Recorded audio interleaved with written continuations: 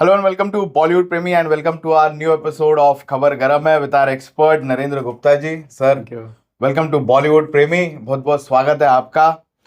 इंतजार में है काफी दर्शक जी हाँ. इस हफ्ते की गर्मा गरम खबर सुनने के लिए. शुरुआत करते हैं सबसे पहली खबर से. सर वो अपने खिलाड़ी अक्षय कुमार को लेकर है. फाइनली अक्षय कुमार करेंगे अनीस बज्मी की फिल्म. ओके, फाइनल हो गया. जी हाँ. ओके. अनीस बज्मी की प्लानिंग थी पहले नो एंट्री में एंट्री जी. लेकिन अनीस बज्मी की शायद एंट्री उसमें नहीं हो पा रही है. वजह है स्टार कास्ट की अदला बदली. दिलजीत दोसांझ ने छोड़ दिया, वरुण की डेट्स नहीं है. करेक्ट. इसी वजह से उन्होंने नई फिल्म की पूरी तैयारी कर ली है. स्टोरी कंप्लीट है. एक साउथ की फिल्म की रीमेक बताया जा रहा है, लेकिन अनीस भाई ने कंफर्म नहीं किया है कि वही है. कॉमेडी एक्शन फिल्म बताई जा रही है और संभवतः शायद इसी महीने एंड पे या जनवरी पे फ्लोर पर चली जाएगी. 15 साल के बाद अक्षय कुमार के साथ जुड़ेंगे. 3 फिल्में कर चुके हैं अनीस भाई उनके साथ. वेलकम 2007 में आई थी, फिर सिंह इज किंग और थैंक यू. और अक्षय को भी एक अच्छी कॉमेडी फिल्म की तलाश रहती है. कॉमेडी में अक्षय माहिर हैं. अभी बोनी कपूर कब शुरू करेंगे अपनी नो एंट्री में एंट्री तो भगवान जाने. लेकिन फाइनली अनीस बज्मी जो 2024 में बहुत बड़ी हिट फिल्म दी थी भूल भुलैया 3, उसके बाद उनकी ये नेक्स्ट फिल्म होगी. तो हमारी शुभकामनाएं अनीस बज्मी सर को नेक्स्ट फिल्म के लिए सर. Absolutely welcome. और सिंह इज किंग सर बहुत बड़ी super hit film. Thank you थोड़ी ऊपर नीचे हो गई थी बॉक्स ऑफिस पे, इतनी चली नहीं थी. जी हाँ, इतनी नहीं चली. हाँ, जितनी की उम्मीदें थी, लेकिन गाने अच्छे थे उस पिक्चर के. अब देखिए इतने सालों बाद में जब दोनों आ रहे साथ में तो कुछ ना कुछ अच्छा रख ही सकते हैं हम लोग. अनीस बज्मी जी ऑलमोस्ट 1 साल से अक्षय के कांटेक्ट में थे. भले 15 साल का लंबा गैप आया हो तो शायद खिचड़ी कहीं ना कहीं बन रही थी कि भैया कि नेक्स्ट फिल्म तू हमारी करेगा. अगर नो एंट्री बनती तो उसके बाद डेफिनेटली ये फिल्म शुरू करते थे जो अक्षय के साथ अभी शुरू करने जा रहे हैं. जो खबरें आई थी राम और शाम वाली वो यही रही. अभी कंफर्म नहीं है सर. अभी अनीस बज्मी से बात हुई थी, उन्होंने कुछ कंफर्म किया नहीं है. बोला wait for the official announcement. तो ठीक है, हम जाके उनका इंटरव्यू लेंगे कि इस फिल्म के बारे में और डिटेल में बातचीत करेंगे अनीस बज्मी साहब. जैसी जो दिन फ्लोर पे जाती है जी हाँ पिक्चर, वही दिन हम लोग हमारे दर्शकों को एग्जैक्टली बता पाएंगे कि कौन सी फिल्म बन रही है, टाइटल क्या हो सकता है और अक्षय के साथ में कौन कौन रहेंगे पिक्चर में. यस. आते अगली खबर पे सर. सलमान खान ने बहुत ही शॉकिंग स्टेटमेंट दिया. गल्फ कंट्री में इवेंट था रेड सी इंटरनेशनल फिल्म्स का. वहां पर उन्होंने कहा कि उनको एक्टिंग नहीं आती. हाँ, सुना मैंने. लोग रियली शॉक हो गए. बोला लोग मुझे कुछ भी करते हुए देख सकते हैं सिवाय एक्टिंग के. पता नहीं उन्होंने ऐसा क्यों बोला. सलमान अच्छे एक्टर हैं, कई यादगार फिल्में दी हैं. ऑफ लेट उनकी फिल्में कुछ नहीं चली दूसरी बात है. कहीं ये स्टेटमेंट उनकी आने वाली फिल्म बैटल ऑफ गलवान को लेकर तो नहीं है कि लोग भैया उनको अभी से बोल दे कि मुझे एक्टिंग नहीं आती. मैं तो पहले ही बोल दिया था अगर फिल्म नहीं चलती है तो. वैसे भी वॉर फिल्म का रिकॉर्ड काफ़ी ख़राब रहा है, लोग एक्सेप्ट नहीं करते हैं. सेम सब्जेक्ट पे थी वॉर की रिसेंटली फिल्म आई 120 बहादुर. तारीफ थी क्रिटिक्स में लेकिन बहुत बुरी तरह फ्लॉप हुई. साथ ही सलमान ने यह कहा कि पिछले 25 सालों से वो घर से एयरपोर्ट, एयरपोर्ट से शूटिंग और शूटिंग से होटल, इसी जगह ट्रेवल कर रहे हैं. बाकी उनका टोटली लाइफ कट ऑफ हो गई है लोगों से. चुनिंदा 4-5 फ्रेंड्स बचे हैं खाली. बाकी लोग बोल रहे हैं कि निकल लिए बेचारे. तो सलमान का बहुत लिमिटेड सर्कल है फ्रेंड्स का और फैमिली का. कहीं जाते नहीं है, मुश्किल से कोई इवेंट में आपको नजर आएंगे. तो बहुत ही कट ऑफ हो गए देखा जाए तो लोगों से, मीडिया से, फैन से सर. Yes. और ये वाले स्टेटमेंट से मैं एग्री नहीं करता हूँ सलमान के सर कि मेरे को एक्टिंग नहीं आई थी, क्योंकि काफी सारे पिक्चरों में परफॉर्मेंस बहुत अच्छा दिया था सलमान खान ने. चाहे वो तेरे नाम हो या बजरंगी भाईजान हो, वांटेड हो. एग्जैक्टली गुड एक्टर डेफिनेटली यार. लेकिन क्यों ऐसा बोला सलमान ने वो नहीं समझ में आ रहा है. आज इंडस्ट्री में ऑलमोस्ट 35 साल के ऊपर उनको हो गए हैं, 40 साल हो जाएंगे. लेकिन इसके पहले सेम स्टेटमेंट उन्होंने वो काजल और ट्विंकल के भी प्रोग्राम पे शो में दिया था ना, आमिर के साथ में आए थे शायद. तभी भी बोले थे कि यार हम लोग तो ऐसे एक्टर बन गए, हमको कहाँ आती एक्टिंग कहाँ आती है. खुद को एक्टर, खुद के नेगेटिविटी नहीं बोलनी चाहिए. हाँ. तो फैन लोग में थोड़ी निराशा जाती है, भैया ये क्या स्टेटमेंट दे रहे हैं. शायद 60 के बाद में थोड़ा कुछ दिमाग से हट गया रहेगा तो कुछ ना कुछ बड़बड़ा रहे, ऐसा हो सकता है. लेकिन मैं उम्मीद रखूंगा सर गलवान में पावरफुल परफॉर्मेंस रहे सलमान खान का. उम्मीद पे दुनिया कायम है सर. कौन सी फिल्म चल जाती है यू नेवर नो. लेटेस्ट आपको धुरंधर पता ही है. अच्छा, बात करते हैं कि हिंदी फिल्म इंडस्ट्री की हीरोइन सबसे प्रॉपर्टी किसकी है, सबसे ज्यादा पैसा किसके पास है. ओके. वो है जूही चावला. अच्छा, उनकी टोटल नेटवर्क है 7,500 करोड़ से भी ऊपर। वो थोड़ी बहुत कम है शाहरुख खान से, शाहरुख खान रिचेस्ट एक्टर हैं, या 12,500 करोड़ हैं। आपको बता दूं जूही चावला ने शादी की थी जय मेहता से, जी, और जो आईपीएल का उनका फ्रेंचाइज है कलकत्ता का, उसकी वैल्यू 9,000 करोड़ फ्रेंचाइज वैल्यू की, काफी आमदनी होती है। तो हमको लगा कि बाकी कोई हीरोइन होंगी दीपिका शिपिका, हाँ, लेकिन आलिया भट्ट भी डेफिनेटली आर के फैमिली से है, लेकिन सबसे वर्थ में है, नंबर 1 पे है जूही चावला से। जूही चावला। और वो कोलकाता जो टीम है वो शाहरुख खान के साथ में पार्टनर पार्टनर है, जी हाँ, यस। मानना पड़ेगा सर। लेकिन मेन स्टेक चावला। बोलते हैं कि जूही चावला का है। हाँ, अगर परसेंटेज वाइज देखा जाए तो जूही चावला का ज्यादा स्टेक है उस आईपीएल में। ओके, मतलब ये तो किसी ने सोचा ही नहीं रहेगा सर कि जूही चावला का yes, इतना सबसे नेटवर्थ रिचेस्ट होगी, यस। हीरोइन इन बॉलीवुड, जबकि कुछ काम नहीं कर रही सालों से, आपने देखा होगा। हाँ, कोई ब्रांड एंडोर्समेंट नहीं, कोई फिल्म्स नहीं, चुनिंदा कोई कर ली उन्होंने। तो good sir, good for the industry कि एक जूही चावला एक टाइम पे बहुत ही पॉपुलर मशहूर एक्ट्रेस थी, सभी के साथ काम किया उन्होंने, अच्छी अच्छी फिल्में दी, यादगार फिल्में दी सर। जी जी, Yeah. यस। आते हैं अगली खबर पे सर। ये अपने सलमान खान के छोटे भाई सोहेल के बारे में। 54 की उम्र में पता नहीं, घर पे बैठे हैं, कुछ काम धाम नहीं है, तो कुछ ना कुछ कंट्रोवर्सी करनी चाहिए। रात को निकल गए बाइक पे बिना हेलमेट के, क्योंकि वीडियो वायरल हो रहा है। लोग बोल रहे हैं कि भैया आप तो सेलिब्रिटी हो, आपको तो रूल फॉलो करने चाहिए सेफ्टी की तरफ से। बाद में माफी भी मांगी सोहेल ने कि हाँ डेफिनेटली हेलमेट पहनने से थोड़ी परेशानी होती है, लेकिन सेफ्टी जरूरी है, मैं लोगों को राय देता हूँ भैया हेलमेट पहन के निकला करो। ये सब बुढ़ापे की, जैसे अपने सल्लू भाई के बारे में बोला, ये हरकत है बुढ़ापे की, काम धाम नहीं, आदमी परेशान रहता है, लाइमलाइट में आने के लिए कुछ भी उल्टी सीधी हरकतें करते हैं। तो ये सोहेल खान की हरकतें ये उसी में शामिल होती हैं सर। सर लेकिन पब्लिक भी सर परेशान कर रही है। अभी बाइक पे निकला है रात को, ऐसे घूमने के लिए निकला रहेगा, नहीं पहना रहेगा सर हेलमेट, पब्लिक भी वीडियो बना रही है, उसने भी दे दी 2-3 गालियां पब्लिक को।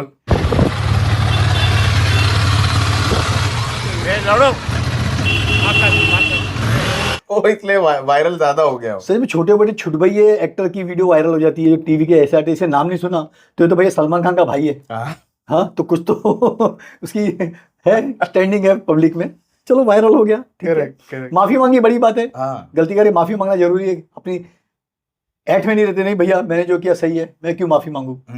बात करते हैं मेसी की सर। जी जी सर, सारे जगह पे छाया छाया हुआ है, हुआ, इंडिया का definitely। पूरा टूर कर रहा है मैसी। उन्होंने कलकत्ता किया, उसके बाद हैदराबाद गए, फिर Yeah। मुंबई, फिर दिल्ली। हम्म, आपको पता होगा कलकत्ता का कितना बुरा हाल हुआ, बीच में छोड़ के चले गए 20 मिनट के बाद ही, पब्लिक के बीच में ज्यादा नहीं किया, कुछ फुटबॉल खेली नहीं उन्होंने।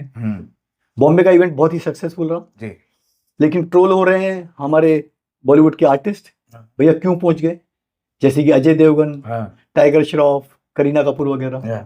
इनकी औकात क्या है यार मेसी के सामने। मेसी एक इतना बड़ा इंटरनेशनल स्टैंडर्ड का आदमी है, आप अपनी जाके इज्जत की क्यों फजीयत करते हो ऐसे प्रोग्राम में जाके। एक पॉलिटिकल सीएम मौजूद थे फडणवीस, उन्होंने फेलिसिटेट किया, ठीक है, आपको फ्रेंकली ऐसे इवेंट्स में दूरी बनानी चाहिए। फडणवीस की वाइफ भी बहुत ज्यादा ट्रोल हो रही है सर, चिंगम गर्ल बोल रहे हैं उसको, चिंगम गर्ल। तो मेरा एक, ठीक है आपने इवेंट किया, करोड़ों रुपए खर्चे किए, अरबों रुपया खर्चा किया, सब सही है। मेरी एक ही राय है कि गवर्नमेंट ना, हमारी इंडियन गवर्नमेंट या इंडियन जो स्टेट्स हैं, चाहे वो कलकत्ता हो, बेंगलोर, कर्नाटक हो, ये लायक नहीं है कोई बड़ा इंटरनेशनल इवेंट ऑर्गेनाइज करने के लिए। ओके। आपने देखा होगा कि जब भी विराट कोहली की टीम जीती थी आईपीएल, कितना हंगामा वगैरह, कितने लोग मर गए थे सर। जी जी, बॉम्बे में भी जब भी बेंगलोर में हुआ। रोहित की टीम आई थी, पूरा मरीन लाइन से लेके चर्च, कितना बुरा हाल था। वो तो फॉर्चुनेटली कोई इंसिडेंट नहीं हुआ सर, नहीं हुआ था कुछ भी। यस, वो तो वर्ल्ड कप जीत के आए थे सर तभी। सेम कलकत्ता में हाल हो, मैं वही बोलता हूँ सर, पब्लिक का पता नहीं चलता है कितनी पब्लिक आ जाएगी, और कभी कुछ भगदड़ मच जाती है, लोग मर खप जाते हैं, घायल हो जाते हैं, तो ये पॉलिटिशियन तो जिम्मेदारी अपना हाथ ऊपर कर लेते हैं। ब्लेम गेम शुरू हो जाता है, ये पुलिस का काम था, वो बोलेगा आईटीओ का काम था, वो बोलता है ये एसोसिएशन का काम था, कोई जिम्मेदारी लेने को तैयार नहीं होता। और बेचारा अल्लू अर्जुन की छोटे से उसमें प्रीमियर में हो जाती है तो लोग पूरा नेशनल इशू बना देते हैं सर। तो पॉलिटिशियन को कोई जिम्मेदारी नहीं सर। तो कायदे से फ्रेंकली ऐसे इवेंट होने नहीं चाहिए। आपने अरबों रुपया खर्चा कर दिया मेसी के, ठीक है, फैंस लोग हैं, काश इतना ही पैसा आपने एक अच्छी सी फुटबॉल एकेडमी बनाई होती, मेसी सर वहां पर आते और बच्चों को कुछ फुटबॉल के गुर सिखाते कि भैया ऐसे फुटबॉल खेली जाती है तो उनको इंस्पिरेशन मिलता। काश कि वो ऐसा इवेंट होता। ये खाली इवेंट करके फेलिसिट करना, पॉलिटिशियन लोग में आ रहे हैं। कलकत्ता का इवेंट इसलिए सत्यानाश हुआ कि पॉलिटिशियन और बंगाली आर्टिस्ट को सेल्फी खिंचवानी थी। नेता लोग सेल्फी के चक्कर में बिजी हो गए सर। ये नेताओं ने एक मैच नहीं देगी रहेगी सर। अभी ममता बनर्जी ने माफी मांग ली। माफी मांगने से क्या होता है? पब्लिक बेचारी 4-4 दिन पहले आ गई, 50-50 हजार की टिकटें ली, होटल में बुक किया।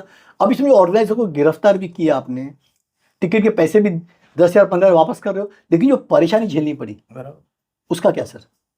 तो इसलिए मैं बार बार बोलूंगा कि ऐसे इवेंट होने ही नहीं चाहिए। अब पर्टिकुलर हस्ती को बुलाओ, फेलिसिटी और खत्म है। अब आम पब्लिक को पैसे टिकट खरीद के मत बुलाओ और उनकी फजीयत मत करो प्लीज। करेक्ट। और मैं ये बात से आपके एग्री करता हूँ कि कोई एकेडमी खोलते, वहां पे मेसी आते, जो नए नए बच्चे जो है जिनको फुटबॉल सीखना है उनको सिखाते, कुछ ट्रेनिंग देते, तो बात भी समझ में आती थी। सब के सब नेता लुक्के लोग सब पहुंच गए सर सेल्फी खिंचाने को। इन लोग ने पता ही नहीं कि कौन से टीम का है वो। अपनी बेबो करीना अपने बच्चे को लेके चली गई। क्या क्या बनता है? कोई जेन्युइन फुटबॉलर के टीम आती खड़ी होती, समझ में आता चलो ठीक है यार, वो उनसे जाके मिली, उनसे बातचीत की। ये हमारे बॉलीवुड वाले पहुंच गए। Really shame on them honestly. भले अजय देवगन और टाइगर हो, they are not supposed to be part of such event honestly. कोई बड़ा डायरेक्टर आता जी हाँ जो हॉलीवुड का और अपने बॉलीवुड वाले पहुंचते तो भी बात बनती थी। हाँ। चलो ठीक है। लेकिन अजय ने सर फुटबॉल पे पिक्चर की थी, मैदान की शायद इसके लिए अजय, अरे मैदान में मेसी को ले लेते तो फिल्म कहीं से कहीं चली जाती थी। बोनी कपूर को सर अयोध्या जाना पड़ता। यस, आते अगली खबर पे सर। राखी सावंत विवादों में जी, उन्होंने जया बच्चन की इतनी बुरी तरह क्लास ले डाली। ओके। आपने पता होगा जया बच्चन जी ने कितना बुरा भला कहा था पेप को लेके कि गंदे कपड़े पहनते हैं, कहाँ से चले आते हैं, उनको तमीज नहीं है बातचीत की, कुछ भी कमेंट्स बोलते हैं। तो काफी लोग सपोर्ट में बात कर रहे हैं, कोई एंटी भी बात कर रहे हैं। अपनी राखी सावंत जो बड़ बोली है, बोली मैं ड्रम लेके घूम रही हूँ, जया बच्चन जी में वो ड्रम में डाल के उनको लेके निकल जाऊंगी। ड्रम सोचिए, वाकई ड्रम लेके आई थी वो, ये ड्रम में लेके जाऊंगी जया बच्चन जी को। बोले जया जी को बोलने से पहले अपने खुद के कपड़े देखने चाहिए, वो कैसे पहनती है। अच्छा। और बोला मैं पैप के साथ हूँ, पैप है तो हम लोग राखी राखी है सर। क्योंकि जब कोई पिक्चर नहीं रहती, एक पूरा हफ्ता खाली जाता है, 2 हफ्ते खाली जाते, तो पैप जाते राखी को कवर करते। एब्सोल्युटली। वो पूरा कंटेंट जो 2 हफ्ते का रहता है वो पूरा राखी पूरा करनी थी। पांडे, शर्लिन चोपड़ा, और वो कौन है दूसरी जो अतरंगी कपड़े पहनती है, वो इन सबको कवर करते हैं पैप्स। तो लेकिन राखी ने थोड़ा ज्यादा बोल दिया सर। बोल दिया ठीक है, देखिए हर एक को बोलेंगे। अभी जया बच्चन जी ने बोला तो बोलने की, देखिए हमारे को डेमोक्रेसी में यही है ना, हम कुछ भी बोल सकते हैं। बाद में समझो कुछ अलर्ट बोल दिया तो माफी मांग लो मैक्सिमम। और क्या कर सकते हैं। लेकिन जया जी के उम्र का लिहाज करके थोड़ा, लेकिन जया जी को शब्द कम बोलने चाहिए थे राखी। जैसे कौन से शब्द कम करने चाहिए थे? ड्रम वाला नहीं। जया बच्चन ने सीखना चाहिए कि खुद क्या कपड़े पहन के, वो सब नहीं। ठीक है चलो, ड्रम का तो उसने जोक बनाया है, देखते ही लोग उसको उसी के लिए। कि पिछली बार भी वो घोड़े वाले टैबलेट का कितना वायरल हुआ था उसका। बात करते हैं टिस्का चोपड़ा की। यस। मनीष मल्होत्रा की प्रोडक्शन की पिक्चर आई है साली मोहब्बत। हाँ, उनकी दूसरी पिक्चर है। पहली फिल्म गुस्ताखी जो थिएटर में आई थी, ये सीधा OTT ZEE5 पे आई है जी। इसमें पता नहीं सेंसरशिप के काफी खिलाफ है टिस्का। एक गाना शूट किया था, पता नहीं क्यों काट दिया। वो सरप्राइज है, गाना अच्छा बना था। टिस्का का मानना है कि जब 18 साल का बच्चा है, वो देश की गवर्नमेंट चुन सकता है, नेता चुन सकता है, तो क्या वो फिल्म नहीं चुन सकता कि उसको क्या देखना है क्या नहीं देखना है? मैं भी पूरी तरह से सहमत हूँ। ये सेंसरशिप बंद हो जानी चाहिए। ये सर्टिफिकेट पे कहाँ है सेंसरशिप सर? पता नहीं, गाना काट दिया, पता नहीं क्यों काटा। ओके। ZEE5 वालों ने काटा, ZEE ने काटा होगा, या बहुत से लोग सेंसर सर्टिफिकेट मांगते हैं कि सेंसर लेके आओ। कोई पर्टिकुलर उनको OTT के साथ उनको डिजिटल भी दिखानी हो, मतलब सैटेलाइट पे। तो सैटेलाइट पे सर्टिफिकेट कंपलसरी है ना, तो जी को शायद अपने सैटेलाइट चैनल पे भी दिखानी होगी। खैर, लेकिन गाना कट गया तो टिस्का चोपड़ा नाराज है।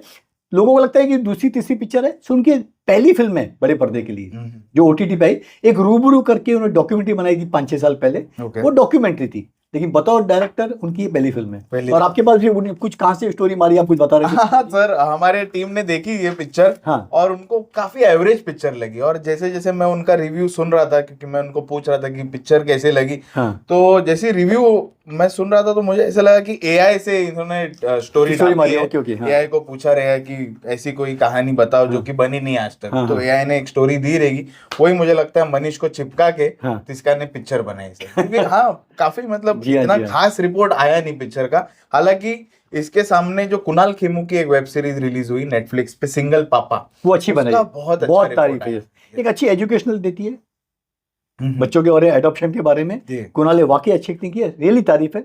मैंने पूरा नहीं देखा, लेकिन जो जो पार्ट्स में देखा, एक डिसेंट अच्छी पिक्चर बनाई है। यस आते सर आखिरी बात आखिरी और ये दृश्यम 3 को लेकर, ओके, मोहनलाल, हाँ जीतू जोसेफ, दृश्यम के 1-2 के डायरेक्टर, जी, बहुत हॉट डायरेक्टर है।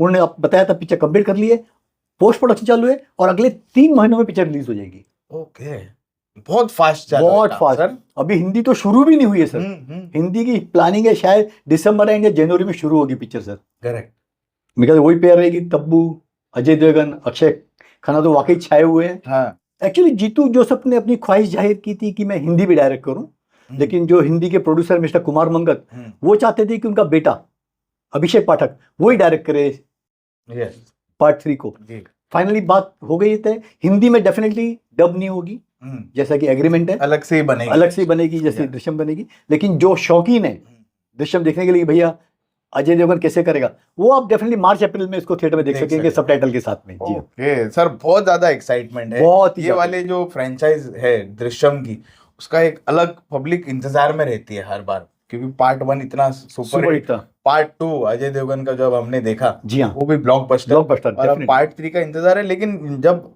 हमने सुना था तो ऐसा कह रहे थे कि ये मलयालम एंड हिंदी वर्जन दोनों साइमल्टेनियसली शूट होंगे करके, लेकिन अभी बहुत ही ज्यादा बड़ा गैप हो गया सर बीच में पता है ना, अनबन हो गई थी कुमार मंगत को और जीतू जोसेफ को करेक्ट लेके, करेक्ट, तो इसी का नतीजा था कि साथ में शुरू नहीं कर पाए, क्योंकि बिना परमिशन लिए उन्होंने काफी कुछ अनाउंसमेंट कर दिया था, पोस्टर वोस्टर छपा दिए थे। यस, तो जीतू साउथ के लोग बहुत पर्टिकुलर होते हैं ना, जो एग्रीमेंट में आपने लिखा है आप उसको फॉलो नहीं कर रहे, तो उन्होंने शायद इसी कड़वाहट की वजह से हिंदी पिक्चर को शुरू होने नहीं दिया, इसीलिए हिंदी वर्जन लटक गया। बोले हम आपको दिखाते हैं, आप हमारे बाद आओ 6 महीने के बाद। ओके, और मैं चाहता हूँ सर अभिषेक पाठक थोड़ा दृश्यम से बाहर निकल के, अभी 3 बना रहा है तो बना लो, लेकिन उससे बाहर निकल के कुछ और भी पिक्चरें बनाए सर कब तक वही फ्रेंचाइज वैल्यू पे खेलते रहोगे और खुद को बड़ा बताते रहोगे? सर जब साउथ की फिल्म की रीमेक करते हो ना, तो आपकी क्रिएटिविटी कुछ जरूरत नहीं पड़ती है, उसको आप भी डायरेक्ट कर सकते हो, मैं भी डायरेक्ट कर सकता हूँ, मेरा स्टाफ भी डायरेक्ट कर सकता है। आपको खाली कॉपी पेस्ट करना है, आपको सपोर्टिंग स्टार चाहिए, और एक्टर कोई नए नहीं है, आप मंजे हुए एक्टर्स को ले रहे हो, अजय देवगन, अक्षय खन्ना, मतलब कमाल के एक्टर, तो उनको बताना नहीं है,